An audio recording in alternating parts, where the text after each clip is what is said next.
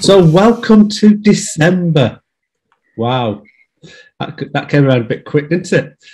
I was saying to my wife earlier, 26 days to go. And she's like, what do you mean 26 days to go? Because it's my birthday on the 27th.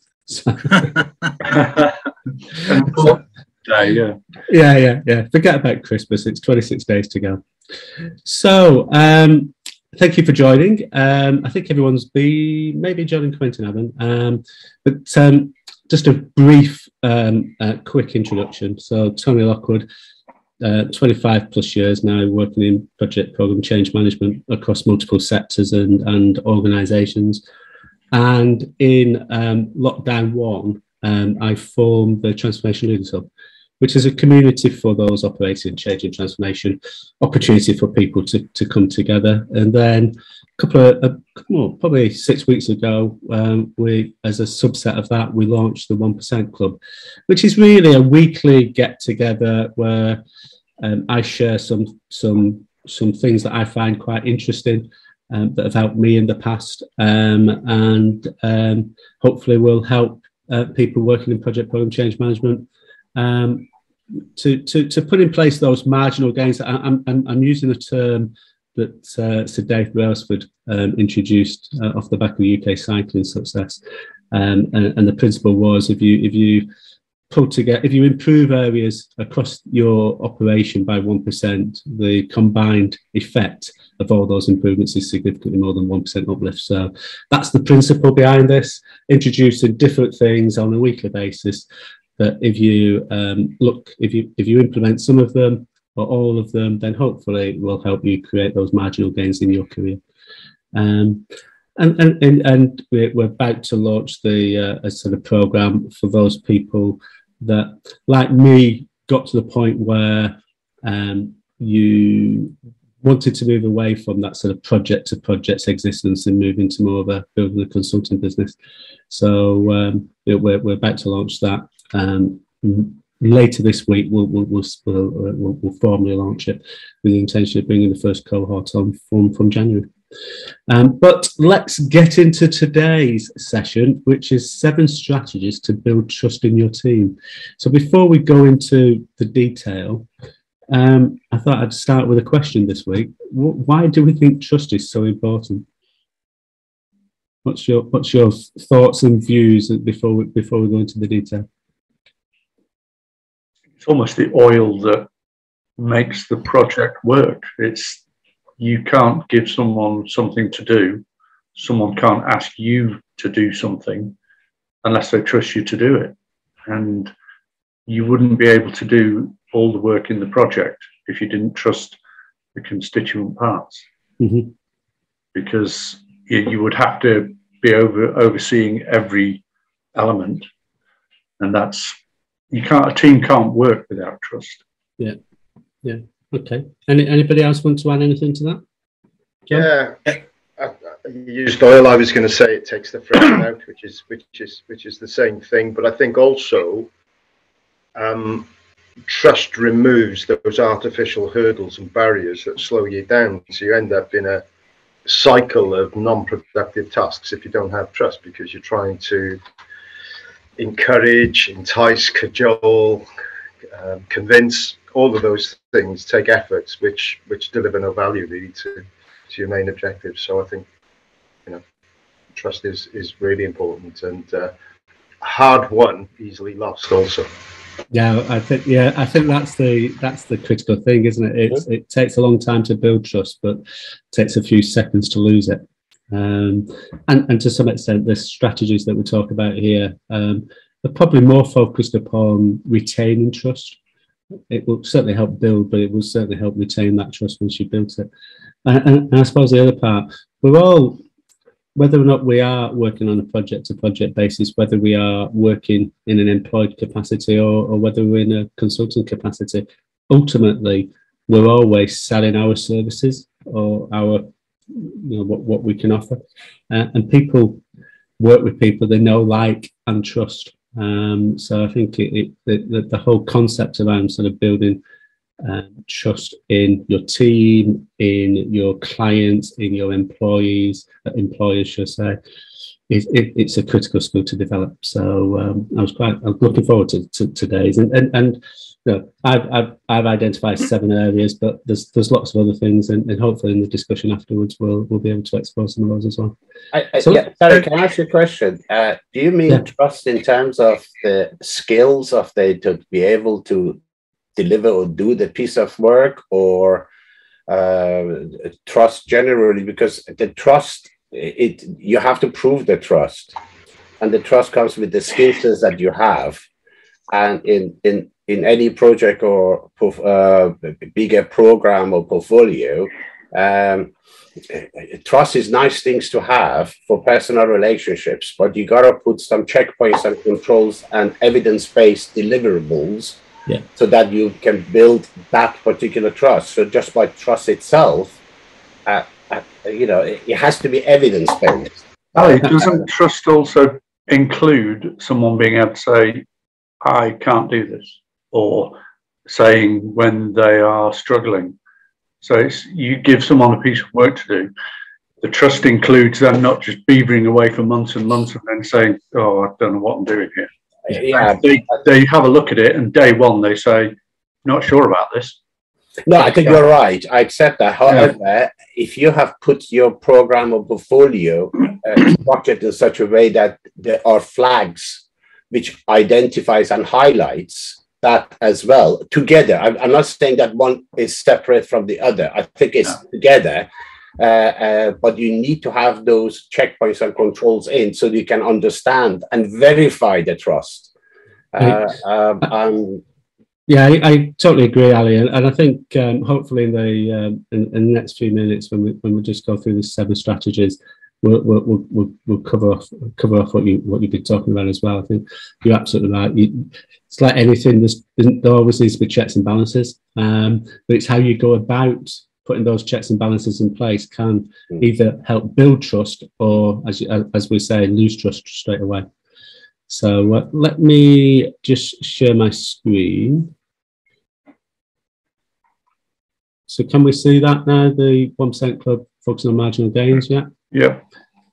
Okay, so we've covered that question now. So looking at the 7 strategies, as I say, these are my, in my experience, been the key ones. There are many others, but when I've been talking to people and working with people over the last 25 years, so these are the consistent ones that keep coming through.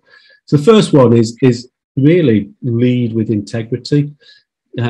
We need to be ethical. We need to be seen to be ethical. And if your team believe in you and believe that you've got good intentions for them as the team or running the program, etc., you're much more likely to get them to be committed, to commit to delivering on the program, and to follow you and be behind you and support you and guide you and really be there to ensure that you know that they give their all to ensure that you can deliver on the program.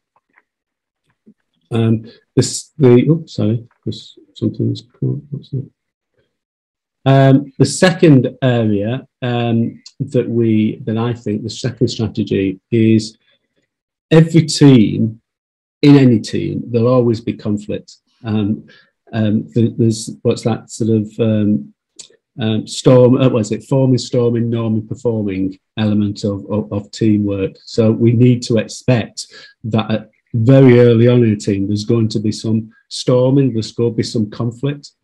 And actually, if you engage in that with that conflict in a fair way and be seen to be fair, then and not try to apportion blame and not try to call anybody specifically out, but look at it in the round, people will buy into it and really start to use the statements, the I statements, so to express how you feel, and then actively listen about to how others respond to that, and listen to how they feel, because a lot of the time in conflict situations, in stormy situations, it's all about interpretation.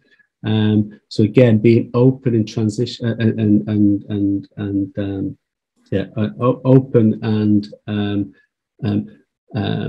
transparent in the way that you handle conflict. That will help you to build that trust within the team, so that again, coming back to what we were talking about earlier, if you're just calling people out straight away, the likelihood is that they'll start to feel a bit negative about situations, and that can turn and lose the trust immediately. The third strategy is around empowering people. I'm sure we've all been in teams and worked for leaders that were constantly on your back, were constantly telling you what to do and how to do it. And I don't know about you, but when that happens to me, I get switched off completely. There's the belief is that, well, you don't trust me to do my job. Just leave me, let me get on with it, and I'll prove to you that I can do it. But so conversely, as a leader, as a leader of the program, if you can empower your people in the right way, and ensure that they know that they are trusted to do the job that they've been asked to do, and part of that may be to be absolutely clear about what your expectations are in terms of the outcomes that you want them to deliver. That's critical, so that everyone's pointing in the right direction. But they'll be much more motivated and much more that they'll have much more trust in you as a leader and as a program leader, if they feel that they are able to contribute to the way that they're working, and not being micromanaged as they work through the activities. The fourth strategy is everyone likes to be recognised. Everyone likes to have that pat on the back. Sometimes that pat on the back can be done in private. Sometimes it's beneficial to do it in public. But it's about understanding your team and knowing your team, and making sure that you do what works for the individual. I'm a big football fan, and I listen to and watch a lot of coaching type of programs, and it's interesting when you listen to some of the managers. They'll talk about some players just need to have an arm around the shoulder, a private word, and they then feel love. They feel really sort of passionate, and will go out and perform to the best. Others need a bit of a kick in publicly. Some others need to be really celebrated and built up in a public way. It's about understanding on an individual basis what works best for the individual. But absolutely, if you can identify things that they've done well, give them praise and let them know that they've done really, really good work. The counter to that is, if people are really pulling up trees and working really hard and you don't recognise it, they can kill the motivation straight away. And that trust element is broken because they're like, well, who am I doing this for? He or she doesn't recognise me, doesn't believe in me, blah blah blah, and there's that sort of divide starts to come into the equation. The fifth area is about building those relationships and encouraging relationships within the team, and creating a bond within the team. And really doing everything that you can to build that team atmosphere. And there's lots of things that the best coaches in the world do and the best leaders do to do this. But one of the most effective one is create that it's us against the world mentality. We're here to do what we need to do, and there's lots of people trying to stop us from achieving it, but let's pull together and do it. And in building that bond across the team can be really, really effective, and creating that environment where it's easy for them to form those connections is really useful. So again, in terms of running a program, in terms of setting up a new program team, getting those social activities going, getting those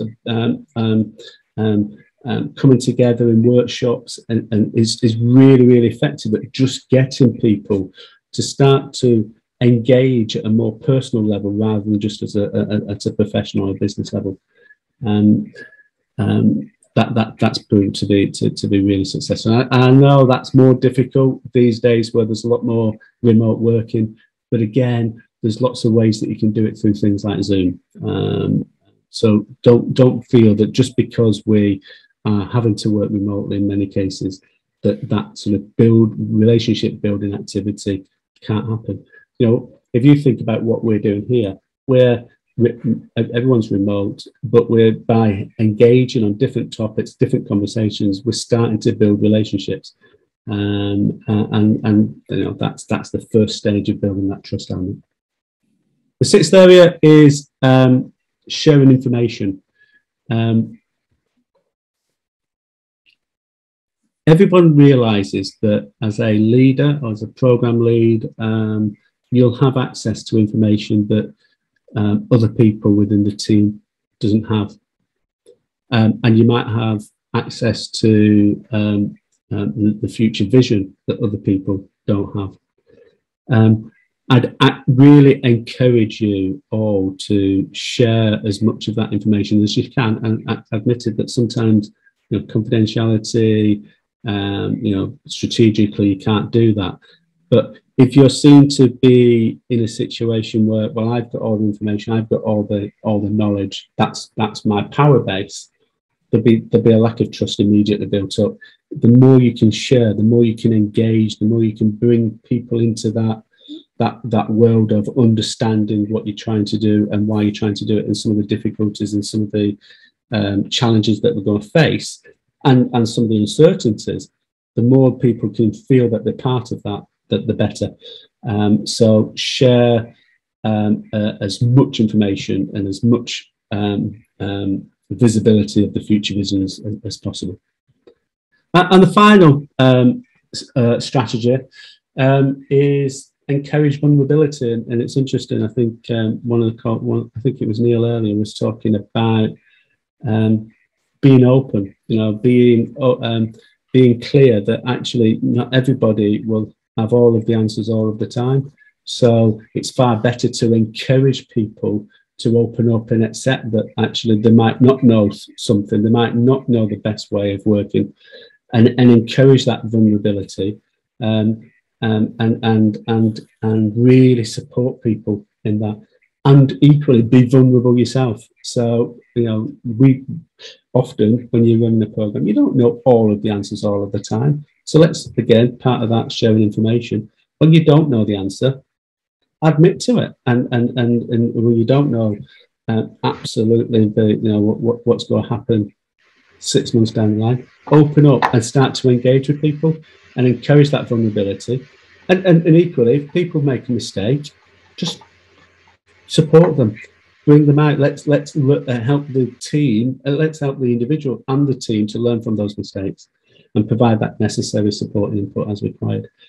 What we find is that the reason why I left this to the last is that the way that you handle situations when things go wrong is a critical determinant, I think, around whether or not you are going to build trust or lose trust. You can do all the other things, and you know, all of that will help you to build that trust within the team. But if you get this one wrong, you'll lose it very, very quickly. So those are the 7 strategies. What do you think? Do you agree with them? Do you feel that they are not the right 7? Do you think that there are other things that we should have included within those? And equally, what's been your experience of those 7 strategies within the programs that you've been working on? Let me stop sharing and get into the open debate. I certainly felt that my last contract, I was just, as you went through them, I thought, yep, we had the opposite of that, and we had the opposite of that, and we had the opposite of every single one. And the first project I was on failed because they weren't sharing. They weren't leading with integrity. There was backstabbing. There was politics. There was, people getting ripped up, right in front of the whole team. Number of calls I had with people who were just feeling so vulnerable because of that. No, arm around the shoulder type of thing, and it failed. But interestingly, I know in our conversation, I don't think I'm betraying any trust, but I think you've been quite open. That environment that you were working within that organisation, you didn't enjoy, and you actively looked to move away from it. When I got the opportunity, I decided that was as far away from where I wanted to be as is possible to be. So, yeah, they did a real job on most of the people, and it was a fearful environment. Yeah, Brendan, you've got your hand up. Yeah, no, I've done quite a bit of work with professional bodies, particularly with things like registered project professional, where you assess people for competence. So there's a lot of the stuff that you've covered is directly related to providing evidence of competence, developing high performance teams, and kind of the whole how you go about being a responsible leader.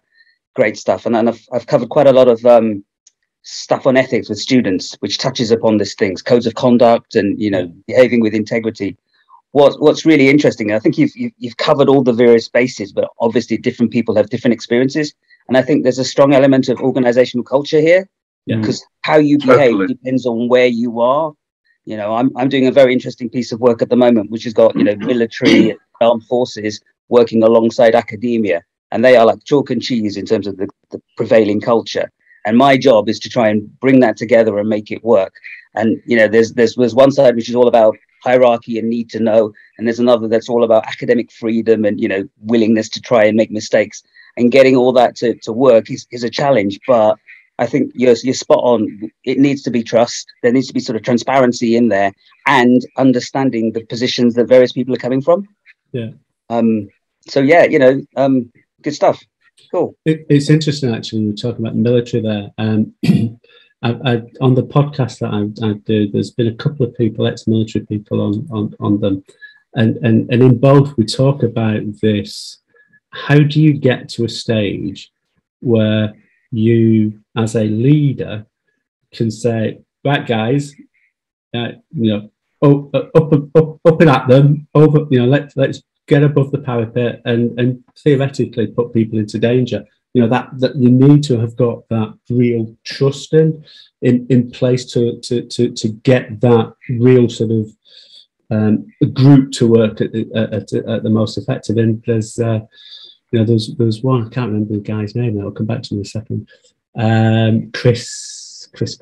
Anyway, but he was talking about this very issue. It's everything that they do in building up that sort of performance capability within the team is all about trust. And he showed a number of different ways that they used to do that. Fascinating discussion. I will put it in the show notes. So a link to Chris's podcast, because it's really interesting what he says. Kim, you've got your hand up. Yeah, just a comment around trust. And I think Ali started the conversation on this at the beginning. So a number of years ago, organization I was in, I was part of the senior leadership team, and we had a real trust issue amongst the leadership team. So we brought someone in to facilitate couple-day workshop for us. And what I learned from that is trust does mean different things to different people.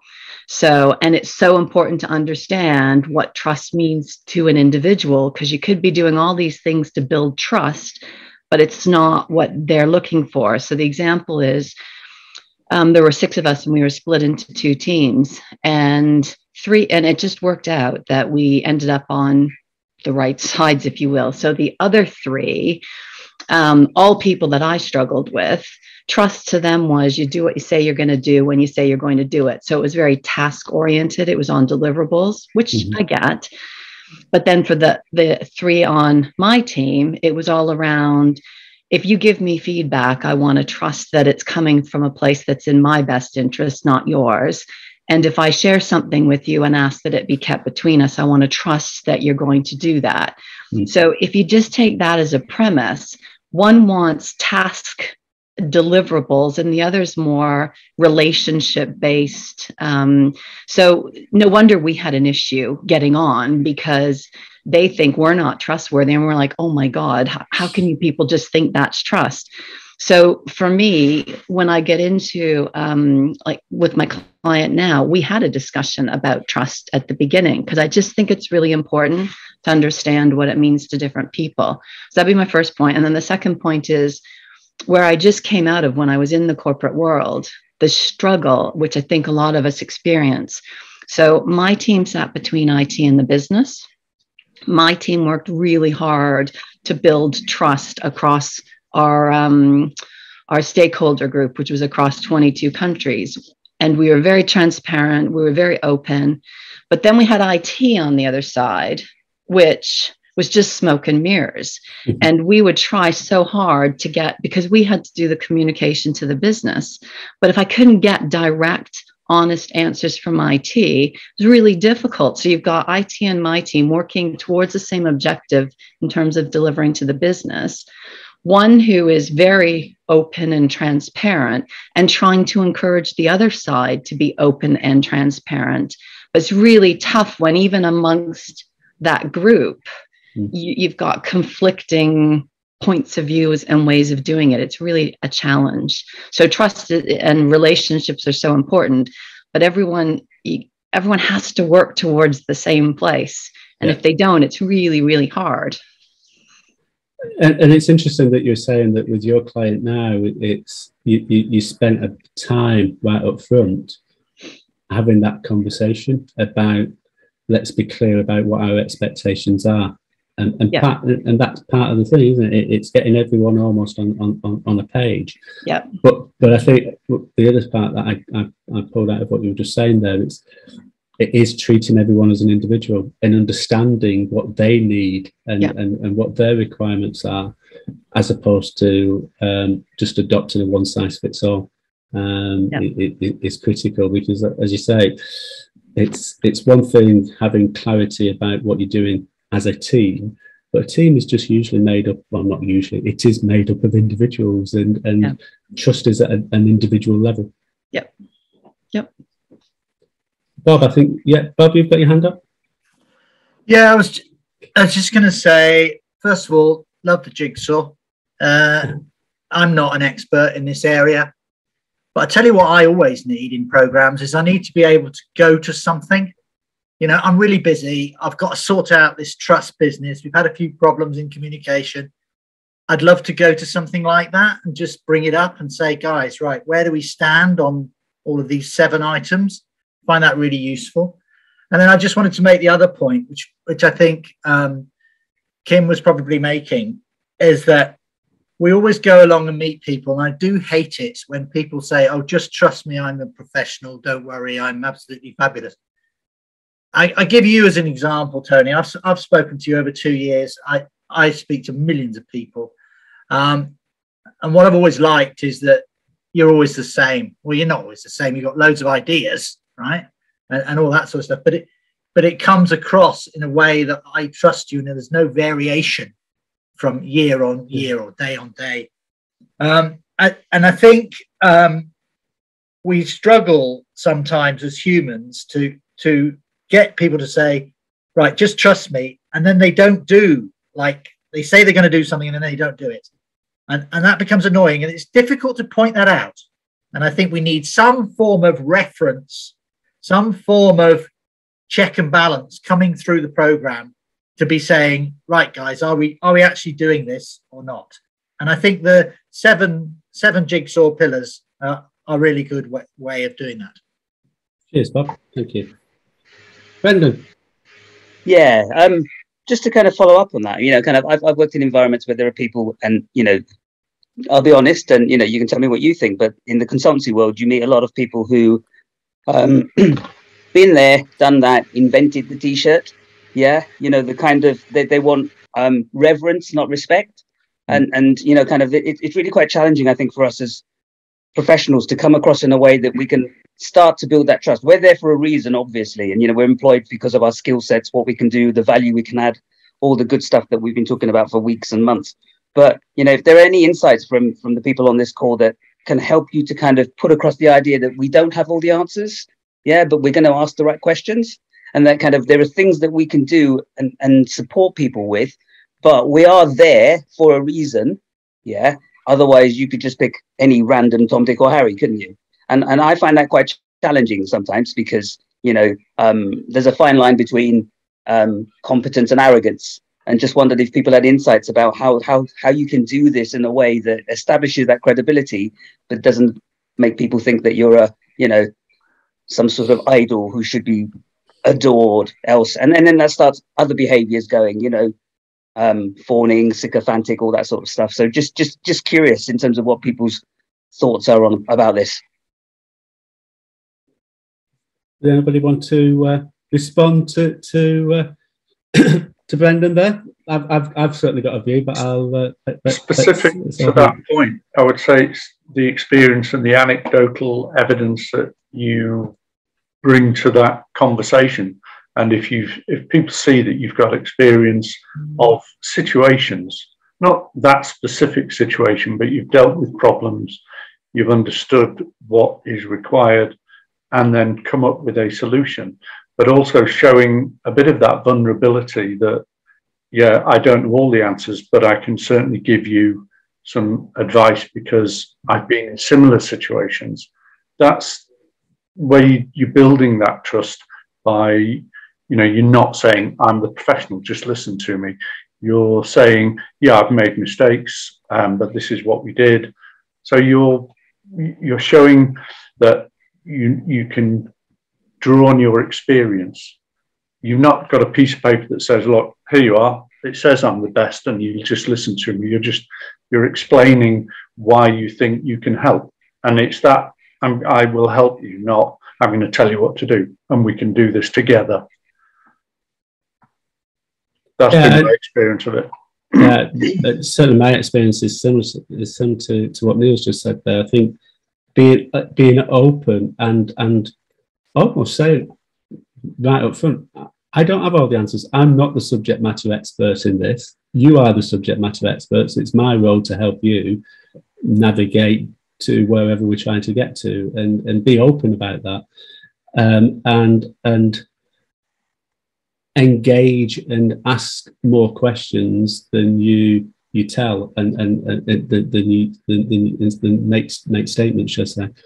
I'm going into that area. There's ESG and sustainability. Nobody's an expert, and so I'm going out there to say, I'm not an expert, but I'm asking you to pay me money because I've got experience of this, and I know the technical side, etc., and I can help guide you. It's not. That's what I'm going to be put as. We've got, as you say, productize it, but I will help you and guide you through this process. Not, I'll tell you these steps, this is what you do, bang, done. Yeah. Because that's not what it's about. And maybe just being open and transparent about the process that you need to go through, that take people through. So whether that is something as broad as ESG, or whether that is a particular challenge on a particular project, and in terms of coming back to your question, I've certainly gone down that route of saying, I don't know the answer to this, but let's work through this in this way, because collectively we'll be able to come up with a solution. Brendan, I'd ask you that, because I know there's 3 people with their hands up, but Brendan, that army attitude where they don't come across problems they can't deal with because they've got mechanisms that do it, and a strict hierarchy, and the strict hierarchy is you do what that guy says. How does that, you don't get that vulnerability in there to say, well, look, I'm not an expert. They haven't got the option to do that because they've got lives at stake. So how does that come through? Because that's a key point, as Tony said, but they don't have that luxury. I think, it comes back to my point about culture and the organizational culture that you're working in. And I think we adapt our approaches depending on where we work. Certainly there's a lot of, who you are matters in the military. So people talk to people depending on rank and kind of that, unpicking that and then making people understand that we've all got the same goals and that, accessing the right people doesn't necessarily need to go through channels, but it's like, who knows what that we need to be able to get access to. But however, the processes and, the things that exist in the military are there for a reason. Yeah. So it's just understanding that context. But I think kind of, the whole building trust thing is really, really important to me. And when you start a new job, I want people to kind of not think of me, I'm coming in for a reason, I'm there to do a job, but I don't want to be the messiah, particularly with recovery projects. Yeah. But I wanted people to kind of, work with me, because I profoundly believe that none of us is as good as all of us working together. Kind of become a mantra for me. And bringing people on that journey is really, really challenging, particularly when people form opinions about you. There's a lot of cultural bias, there's a lot of prejudice, discrimination, and dealing with all of that is really interesting. But trust, I think, is so, particularly in a world today where COVID, conspiracy theories, people have got these sort of attitudes beginning to permeate the workplace. So it's a real challenge, and any insights that you guys have are really valuable. We'll always try to keep the one thing that the biggest expert on an organization is the person running the organization. But you've got to drag that out of them and make them realize that. Yeah. Ali, Kim, you've both got your hands up. So, Kim, do you want to go first? Yeah, Brendan, just a simple comment to what you said. What I do a fair bit with my client, every time I deliver something or I've given a presentation, it's not about how did I do, was that good? But I do constantly ask them, how useful was that for you? What value did you take from it? And I think that kind of level sets things a little bit as well, because it's not just, me wanting to build up my own self-esteem. I want to make sure that what I continually do adds value to them. And in some cases, it's a great way.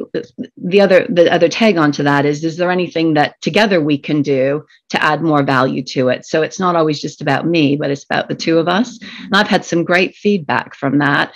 But I think that kind of brings that a bit of humility into it. And even though I'm quite relaxed with what I deliver and the value I'm giving, it's just nice to have them acknowledge and say what value they got. And if they didn't get any value, well, I need to know that anyway, because I need to go do something different.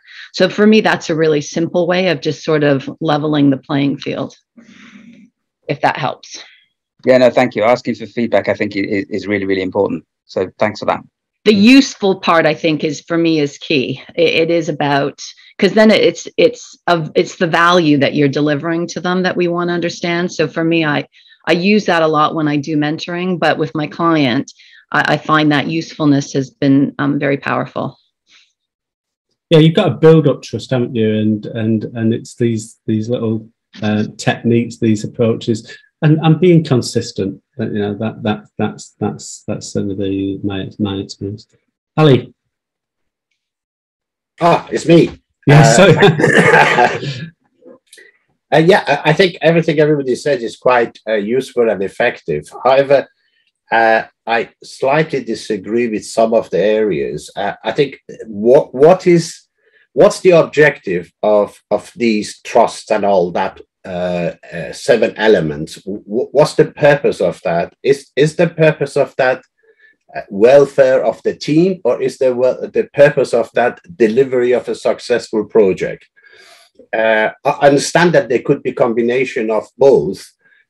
However, you can only trust, and the trust is built on if you can deliver something. If you don't deliver something, what I wanted to ask the question is, those which I think is very useful and very profound, those 7 areas which Tony has mentioned, has somebody done like an experiment to say, I've done all of these and I've managed to actually get this one done over the line, or I've done all of this and it's taken longer? Because most of my projects which we work, they're barely is either on time but over the budget, or they are slipping and going forward. So this is what I'm trying to say, is that what's the objective in here? Is it the human relationship and team building and building that relationships, or is the end product is that we want to deliver something And then using this technique and this approach would give you a better chance of doing it. For example, in military, I mean, like Brendan, I've been working quite a lot with a military side of it. There are certain projects are disaster, and there are certain projects that are actually answering because of that hierarchy which you say, you do what I say and you do it and deliver it on that. It may not be pleasant for those people who are working on it. So I want to see the distinction. You can't have, sometimes you can have both, but not always. So I'll just leave it. It's, in my experience, Ali, is that successful delivery is down to so many different things. Yeah. Just putting one of these elements in place, in terms of the stuff that we cover within these roundtables, could get you a part of the way, but it won't get you all the way there.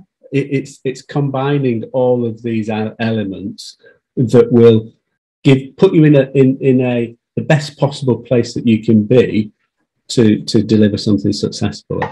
But there's loads of things that happen as you go through a program that can take you off course, and can mean that things get delayed, that things go over budget, etc., etc.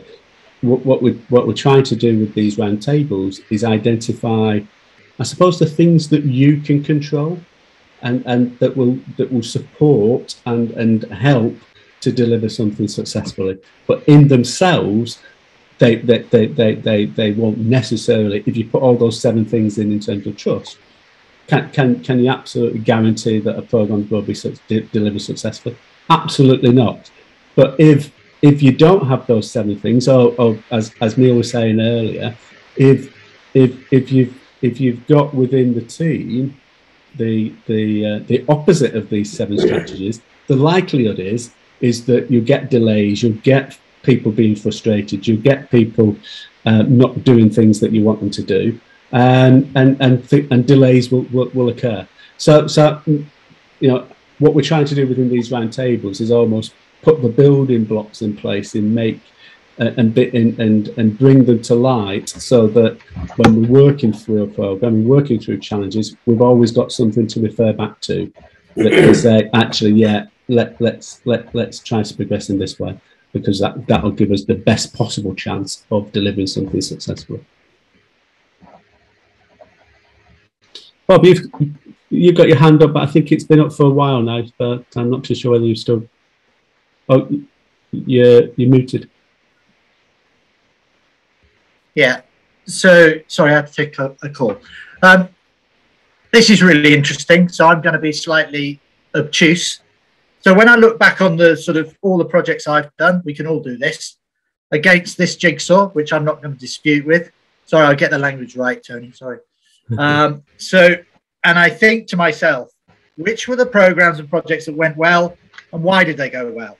And I heard that from earlier, where people were saying, oh yeah, but we have to get this in place, but we also need to deliver. Yeah, but I've also found that it makes it much, much easier. It's a bit like game of football, right? The passes go well, the crosses come over, and you score the goals, right? Because you've got that infrastructure. It's nicely tuned, and it's working well, and people are trusting each other. And just as a flip side, the other thing I find on bad ones, people spend an awful long time explaining why we need to do this and why we need to do that. When on good programs, people don't need to do all that. Yeah. Just some thoughts. No, I agree. I think, like you say, it's a building block, and Yes. certainly, if you don't have them in place and there is a lack of trust, then it's like pushing a bloody snowball up a hill. John, you've your hand's gone up a couple of times and then dropped off. So.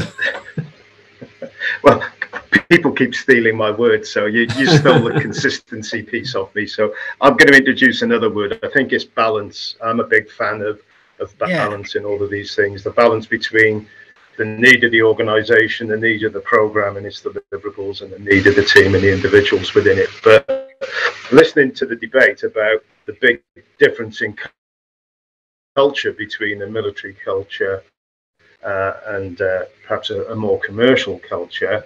I think there's two styles there. One is you achieve results through cooperation, and in order to get that cooperation, trust, I think, plays a big part. And to Neil's point, that's the oil that makes things move smoothly. Whereas I think in a military sense, or in certain very hierarchical organizations, you've got obedience and compliance, and that works equally well within that culture, doesn't it? So where you bring together the clash of cultures, sometimes what I found is that I create a bubble for networks or components of the team, so they operate in a style and culture that's familiar to them. And then what you do is you focus on the interactions, the connection points between those two cultures, and you find the right medium to get that working. If that helps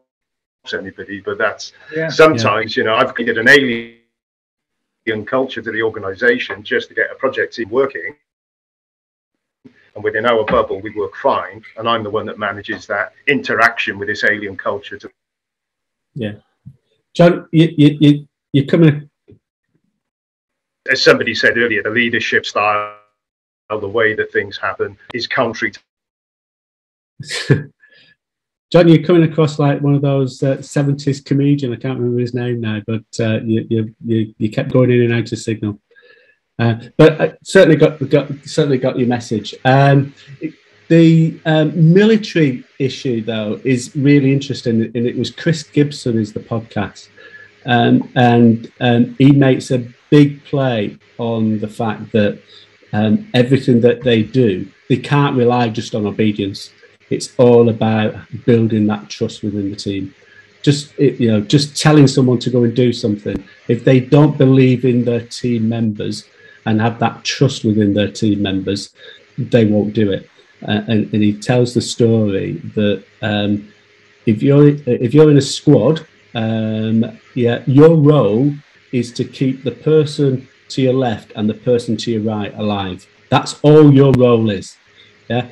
But because you know that their role is to keep you alive, and it's built upon that trust of my whole sole focus in this exercise is to keep my person to the left and the person to the right alive. And it's a fascinating story. So Chris Gibson is the podcast to listen to if you want to follow up on that story. I've just realised it's 10:20, so we're 5 minutes over budgets, as it were. So any last comments before we bring it to a close?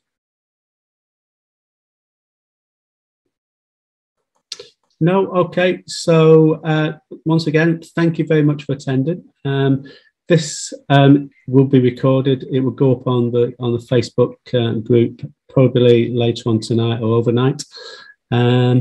Please feel free to share the link to the Facebook group. The more people that can get access to these things, the better, in my opinion. And I'll look forward to seeing you on the next session next Wednesday.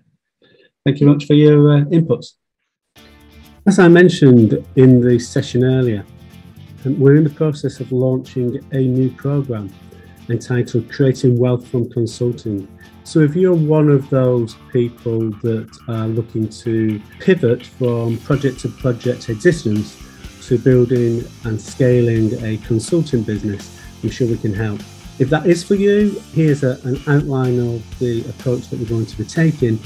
And if you want to know a little bit more about it and understand a little bit more about what you need to do to build that consulting business successfully, book in on a free strategy session and we can look at your positioning, your offer, and get that into the market to build and scale a consulting business. So I look forward to seeing you very soon.